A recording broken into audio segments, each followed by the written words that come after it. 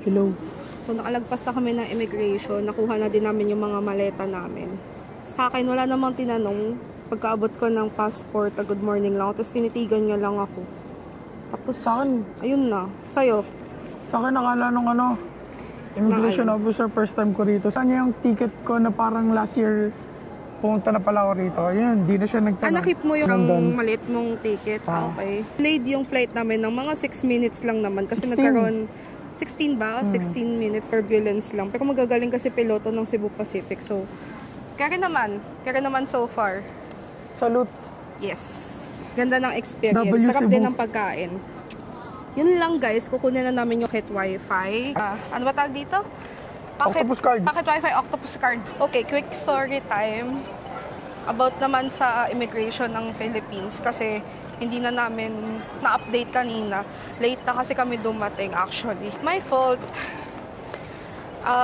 Sa Philippines, ang tinanong lang din ulit sa akin kung government employee ba ako. Tapos kung anong gagawin ko sa Hong Kong, sabi ko Disneyland. Parang medyo nag-smile nga siya nung sinabi ko. Tapos okay na, tatak na sa'yo. Anong mga tinanong sa'yo, Irish? Ang tinanong lang sa akin, yung una niyang sinabi, hindi ko talaga naintindihan. Napagano'n nga ako kanina. Saan ka nagtatrabaho? BA po ako. Tatak. Wala nang follow-up question. So to guys, nakuha na namin yung pocket wifi. Tinatry ni Irish kung gumagana. Siyempre, bago tayo lumabas ng airport, kailangan na-try muna natin kasi mahirap na, babalik pa ba tayo pag hindi gumana. Pili namin to kasi pwede mo siya gamitin maliban sa Hong Kong, pwede din sa Macau. So, gumagana na ba? Gumagana na. Nice. Malakas mo, mabilis. Parang pwede kang mag-upload dito ng TikTok. Ay kaso, ban ata dito yung TikTok sa Hong Kong. Yes, ban ng TikTok. Pero may discarded na naka-globe roaming tayo. So, tatry ko din mamaya mag-upload ng mga short clips sa TikTok. So, hopefully gagana siya. So, next stop naman, kukunin ko yung Octopus card. Ayun, share lang din namin. Nakakatawa. Nakita namin si Ann Curtis. Si Miss Ann. Si Ann Curtis. Kaso lang pinagkakaguluhan siya. So, hindi na kami nakigulo. Respeto na lang din. Kinukuha niya kasi yung mga maleta niya. Oo. Tapos parang siya nga lang ata mag-isa yung solo trip. Ako na din guys yung Octopus card. Dalamanan ko siya ngayon kasi gagamitin ko siya maliban for transport. Gagamitin ko din siya para magbayad sa mga merchants, lalo na for food kung kakain kami sa labas. Tapos ang next stop na namin ngayon, withdraw gamit yung GCash. So guys, pupunta na tayo ngayon sa sakayan ng bus. Before tayo pumunta sa sakayan ng bus, mag-withdraw muna tayo. Hanap kami ng ATM machine. Usually sa, ito, ayan na. Meron na agad. Bank of China. Ano gagamitin mong card, Irish? GCash. Ayun, naka-withdraw na ako sa GCash. Gagawin natin. Yung Octopus card, lalamanan na natin. Nalagyan ko na siya ng 400 HKD. Plus may 50 pang... hindi, pagkabili mo, meron na talaga siyang laman na 50. So, 450 lahat. Yung unang machine kasi na, ito yung katabi ng Bank of China. Hindi kasi siya pwede kasi pangbili lang pala siya ng Airport Express ticket. Tapos dito sa may left side, oo, meron doong Airport Express, meron doong add value sa Octopus card. So, gano'n na lang yung ginawa ko, guys. Kinulang, siguro papunta na lang ako ng 7-Eleven, magpapatop up na lang ulit ako. Ayun, tapos papunta na kami ng A21 bus. So, from Bank of China doon sa taas, bababa lang kami. Yan. So, testing natin guys kung gagana ba ang GCash sa bus. Kwento sila na hindi gumagana yung GCash card sa bus. Pero kung hindi man gumana, may ano ka naman, go time, di ba? So, testing natin. Option. Yes. So, palabas na tayo. Ito na sa labas. Tignan natin kung mainit. Medyo mainit. O dahil siguro naka-coat guys, lang Guys, alam niyo kung anong titigman ko agad dito? Ano? Ay, putik. Legit yun. Napakasarap ng Coke dito sa Hong Kong. Hindi ko alam, may kakaibang lasa kasi talaga yung Coke dito. Yung pag natigman nyo, panis yung Coke natin sa Pinas. Yung sa Pilipinas kasi may parang fish siya na masakit minsan sa lalamunan. Pero dito hindi. Ang sarap ng magod niya. Hindi ko din alam kung ba't gano'n. Ayan. So, pakita ko muna sa inyo. Etong malaking board na yan, electronic board, makikita nyo dyan, under yellow zone, 821. So, right now... Si ano. Nagkita na naman tayo. Sabi ko sa'yo, is A11 kayo eh. Nakita pa dito sa Hong Kong, oh. Ang galing. No coin. Hindi na maintindihan. No coin. 821 din kayo? Ah, 11. Saan kayo? So, Dorset. Ah, Sa Causeway. oo. Magkaibang ano tayo, isla. Parang akala mo ibang tao, pero pagkalapit mo si Irish pala. Nakita kita. Oo. Ito talaga. Nagulat ka din ako, sabi ko. Biglaan din kasi kakabulak namin kahapon. Oo. Sige, bye-bye! Sabi na. So ayun guys, ang random, nagkita pa kami ng kapitbahay dito sa Hong Kong. Hindi namin alam na pupunta sila. Pagsakay na lang namin kanina nung shuttle bus papunta sa may immigration. Uy! Ayun, wala.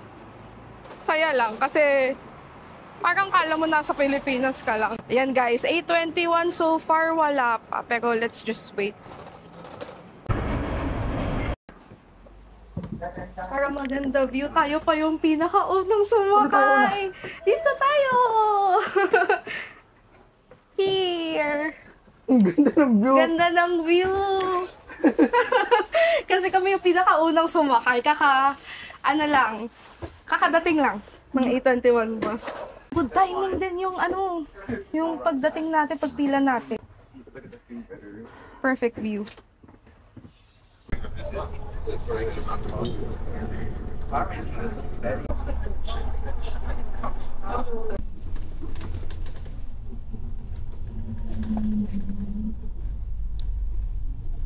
Currently, nasa Yau Ma Tei tayo. Ginagamit akong app, City Map. Nakikita siya kung ilang stops po. Pero, madali lang din naman malaman ko na saan.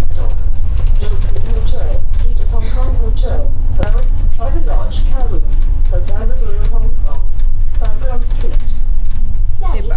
So may nagsasalita naman kung nasang area na kayo. So kung malapit na dun yung hotel ninyo or area, better if baba na kayo agad lalo na if stoplight para makuha nyo kung may dala kayong maleta. We are now at Nathan Road.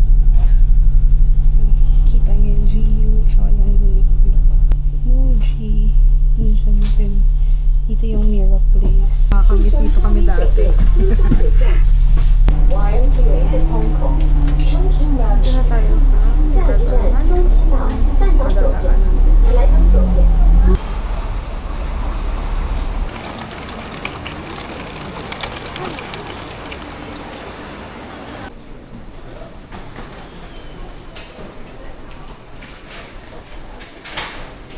So ayun guys, maglilibot muna kami for 2 hours. Then babalik kami around 2 PM kasi wala pang available na room. Pero binigay na namin yung details namin for check-in. So ngayon maghahanap lang kami ng kakainan. Ayan guys, tumawid lang kami. Ay di pala tumawid, lumiko lang kami. Tapos napakalapit lang namin sa 7-Eleven. So imagine, mahal nga lang talaga ng hotel room. Pero the convenience, hindi mapapantayan. Parang masarap to. Maraming kumain na lokal. Pag maraming kumakain, yun yung basehan namin pag masarap. Pag maraming kumakain na lokal. Sarap maglakad pag ganito kalamig. Lamig kasi ngayon. Saktong-sakto yung weather. Ayan na. Tapos ito 7-Eleven. Oh. Pakalapit lang. Coke. Di, doon na tayo sa... Ay, bibili ka na kaagad ng Coke. Lah, yan na siya. Obsessed sa Coke.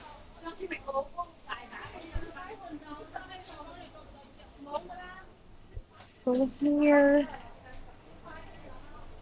ang dami nilang food na available. Kung medyo nagtitipid, pwedeng bumili ng mga sandwiches. Tapos ayan, onigiri. Mabenta sa mga Pilipino. Mura kasi. Tsaka masarap naman. Ayan na si Irish bilang taong addict sa Coke. Unang tikim. Ito talaga yung dinaya ko, guys. Coke talaga. Dahil iba talaga yung lasa dito ng Coke. Oo, iba talaga yung lasa ng Coke dito. Hindi kasi siya ganun katamis. Tapos wala yung parang, basta yung fizz na sinasabi nila. Ano lang, masarap hagod. Ganun. Patikim nga, naiinggit ako eh. Naiinggit bigla. Parang masarap kasi. Hindi, parang masarap pala talaga.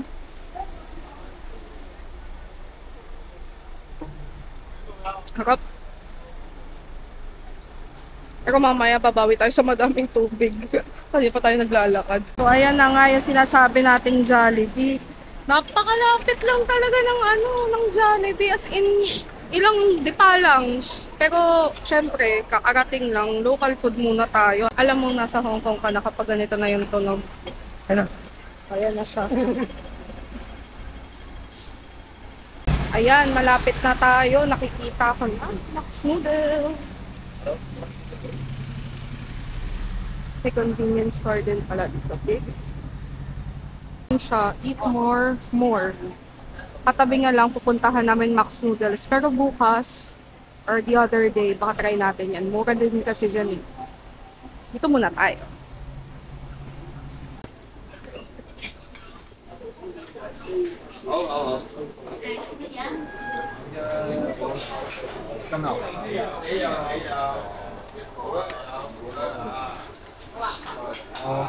So, ito na guys, dumating na yung order namin. Yung in-order ko, beef brisket with wonton. Tapos ano yung iyo, Irish? Ang in-order ko yung stir-fried noodles na may pork dumplings and shrimp.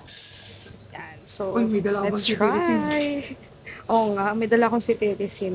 Pero, sa tingin Pero feeling ko naman, di ako di ako Ano mag-allergy. ba yung tissue dito? Ang bilis ng service nila. Dito may bayad, pero dito libre lang.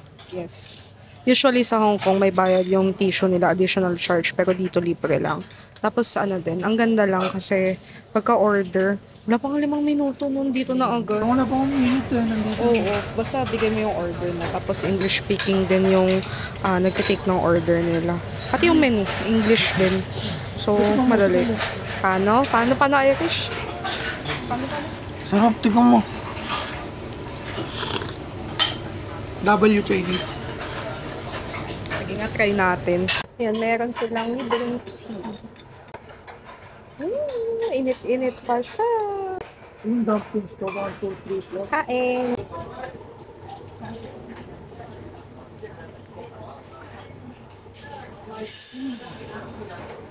Ito yung tendon.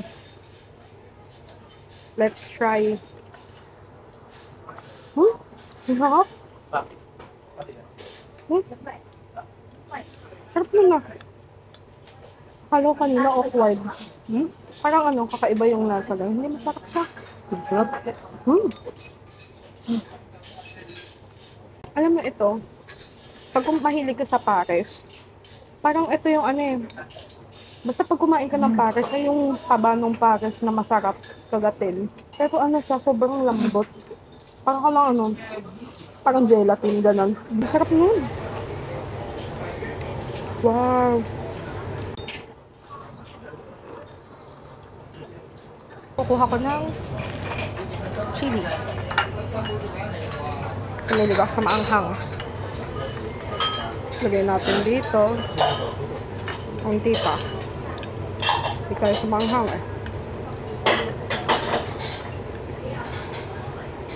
Kain. So good. Alam nyo guys, si Irish yung isa sa pinakamaakting tao pagdating sa pagkain na kilala ko. 'Di ba? Simot. Yan yung itsura ng hindi nagpapanggap na masarap. Hindi na mauubos yan kung hindi masarap, 'di ba? Sarap. Great.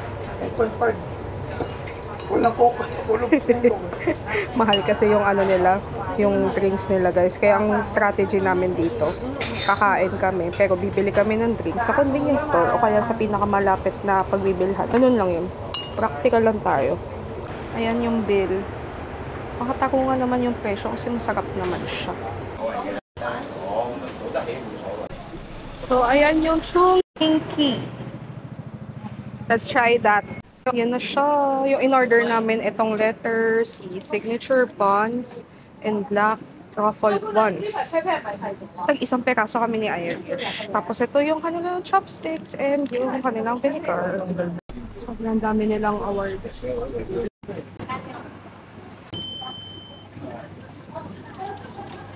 Yay! Mr. Softy! Here it is!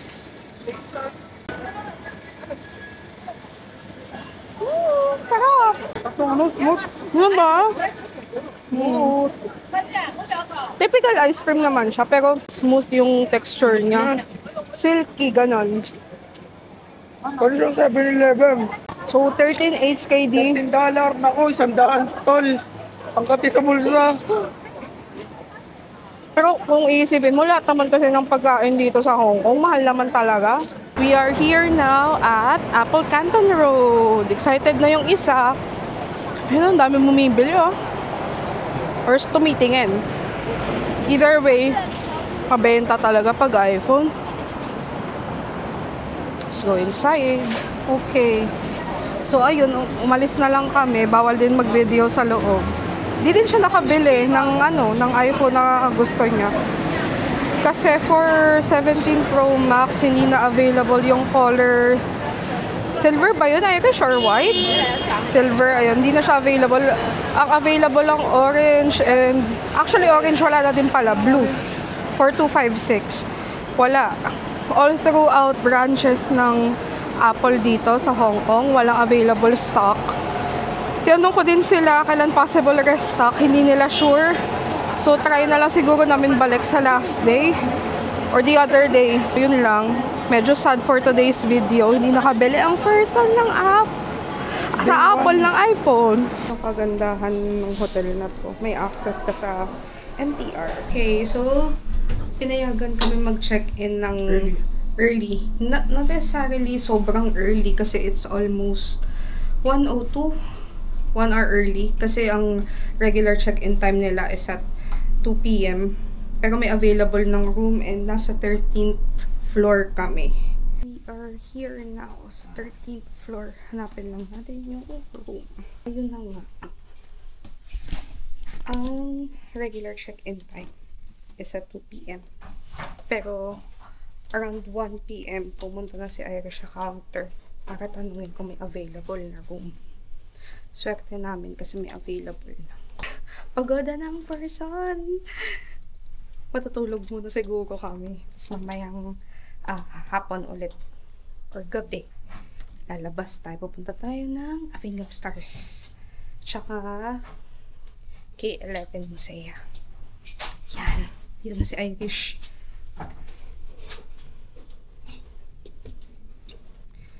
We are here. Yan. Medyo maliit siya to be honest. Pero malinis. Maayos. Maganda yung ilaw. Decent. Ganda. Worth it naman pala sa binayad. So, matotal for 6 days and 5 nights, 40K. Sa Hong Kong standard naman kasi talaga, ganito talaga kaliit usually ang room no? Pero ang binayaran mo kasi dito yung convenience na malapit ka sa lahat. Kasi ilang di pa lang, nandun ka na sa 7-Eleven. Nandun ka na sa kainan. Kasi hindi ka mapapagod kakalakad. Yung MTR na pinakita ko kanina, nasa baba lang. Diba? Yun talaga yun eh. So, ililibot ko kayo. Papakita ko yung CR muna. Pero bago ang lahat.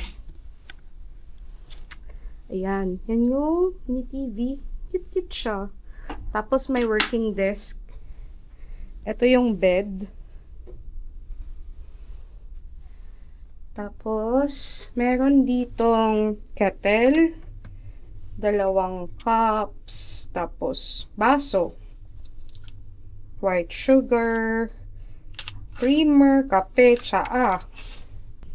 Check natin ilalim. Meron silang safe.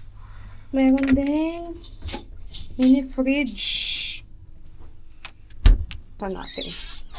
Wow. Ayan, nandito yung bathrobe. Extra pillow. Laundry bag and slippers. Full body mirror. Tapos, talikod ka lang. Ito na ang CR. So, toilet. As usual, karamihan naman sa mga banyo dito sa Hong Kong. Wala talaga silang bidet, pero madala kami bidet. Portable bidet. Malinis ang sink. May hand soap. Dito, ibukas mo. Ay, yan. May bathtub. Hot and cold shower. Body wash. Shampoo, conditioner. Meron din silang, ayan. Kito, may blower din. Yan, kailangan ko yan. Pangkaartihan, makeup. Love it. Ayan, so kung dito, titignan niya siya. Yan lang yung dadaanan. I-arrange lang namin yung gamit para, alam mo yun, hindi ganun kasikip tignan. Kung ano, may baby, yun lang. Medyo masikip nga talaga siya. Pero kung dalawang tao, panalo. Sinet up niya na. Ready to work. Ay, may humidifier din pala sila, oh. Tignan nga natin yung view. Let's see. Ah, ayun lang. Wala siyang ganong magandang view. Siya. Ay, maliit lang. Ayun. Tanaw-tanaw lang. Tulog na. Pagod na. So, mamaya, mga around 5 to 7. Di ko alam eh. Depende kung anong oras kami magising. Tutulog lang kami saglit. Tapos, onting work. Tapos, punta kami ng Avenue of Stars after Avenue of Stars. Ay, hindi. Before Avenue of Stars. Kay 11 kasi Avenue of Stars. Then, Symphony of Lights. Tapos, try din natin mamaya yung Five Guys.